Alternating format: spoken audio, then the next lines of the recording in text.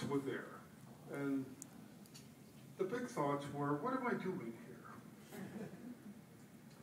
here? And as I look back, there were things that brought me there, certainly a wonderful Catholic home, mother and father who were examples of Catholic faith.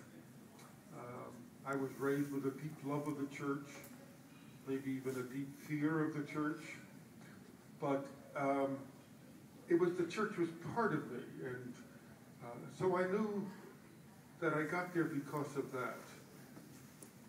But then I said, what next? And I remember the words of our rector at a seminary, talking to the deacons who were about to be ordained. And he said, you know, no vocational choice is pure. Every vocational choice has good elements and questionable elements. And you are not going to know what the questionable elements are until you get on with your life.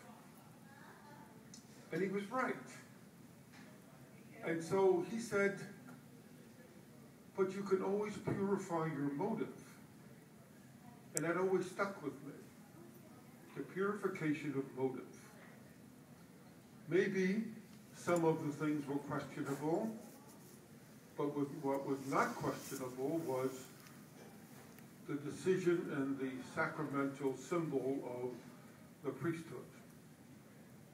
And the process of purification of motive, he didn't mention this element, namely, that it will be the people who will help you purify your heart.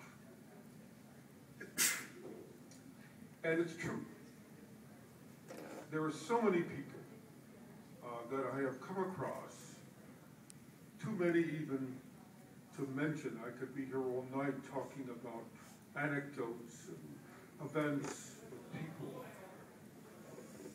But I think it is the people who help us, priests, to purify our hearts and to make sure that our vocation is one of service. And I can't tell you who and when and what event that process involves, but I know that it happened. And the events of this evening, while they are a celebration, they are also a reaffirmation of the different decisions that I have made as I journey in the priestly life. And so I am grateful to everyone here. I've had wonderful experiences as a priest, powerful. My time in the Air Force, to 26 years, which I never asked for, but which showed up and which became for me very formational in many areas. I've got some of the finest people in the world, and fine examples of family and Christian life and devotion, and they were part of the purification process. I developed friendships, especially among my priest friends, that were purifying, because one thing is you cannot pull anything over on a priest who you're having dinner with. They will call your bluff all the time. And then, of course, the icing on the cake, a 19-year cake, has certainly been Prince of Peace. I lay awake over the last couple of weeks saying, how did this all happen? And all I could keep saying over and over again was, I am truly blessed. I am truly blessed. And the members of this community, especially, Jackie pointed out, and Mary pointed out, the children, they have taught me an awful lot.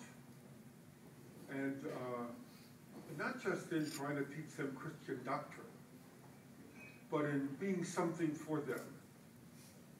And I can tell you that when I'm having a bad day, and I go into the school, and I get mobbed by the kids, who almost knocked me over, it is a wonderful thing. Because they are spontaneous, and they don't ask questions. They just are open, and they share. The adult people, maybe not as much. I don't get gang tackled after Mass, but I do receive an enormous amount of affirmation.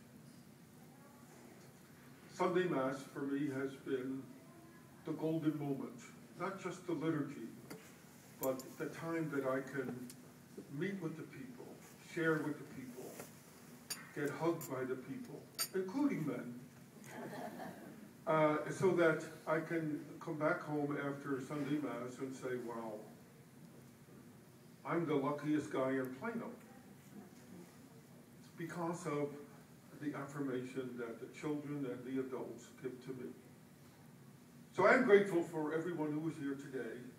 All of you, as I look around, have been active in our community, except for my out-of-town guests, but they send their own blessings in my direction and nourish me, particularly when I get to be with them on holidays or trips.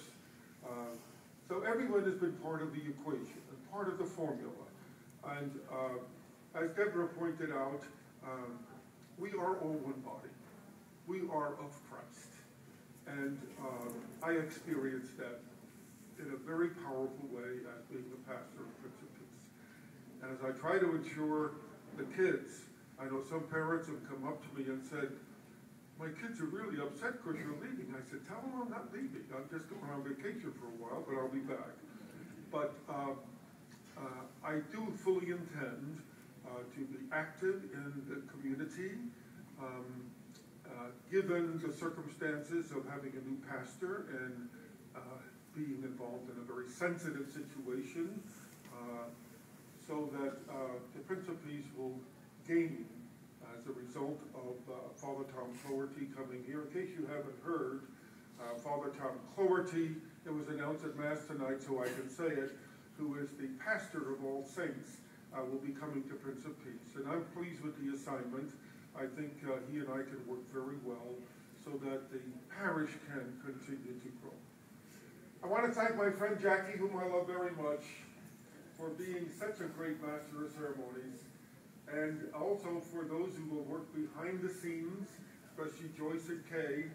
I want to thank also Mary and Norm, and also Deborah. Deborah, I want a copy of that, please. I just want to keep it so that when I get into my 90s, I'll take it out and use it for my morning prayer. It's so profound, and if that was I, then I am most grateful for the way you described my minister. So thank you very much, and have a wonderful evening. Thanks for coming out.